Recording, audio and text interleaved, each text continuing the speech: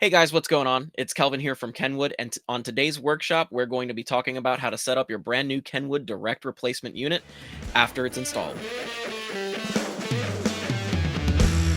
So, after you have the radio installed and you're in your vehicle setting it up for the first time, the first thing that you're going to see is going to be this initial setup screen.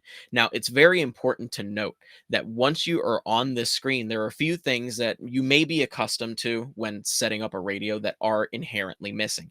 And the thing that you need to know is that this was on purpose. Now, initially, the first thing that you're going to notice that's missing is going to be the demo mode. Everybody turns off the demo mode once they get the radio installed. It's usually a part of the checklist.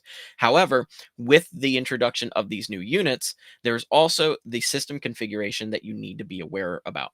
Now, all of these units have a built in onboard gyroscope that allows functionality for some of the apps and widgets that you will see once the radio is powered on. However, you do need to let the radio know what orientation it is sitting at. So, for a traditional installation, a horizontal uh, a horizontal setting is what you're going to want to set the chassis at because it is sitting flat.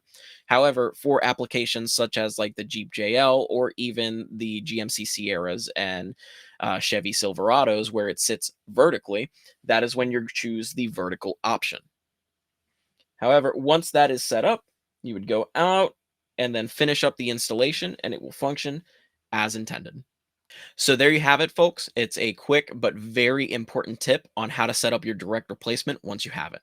Now, if you want more information on these particular units, head on over to kenwood.com.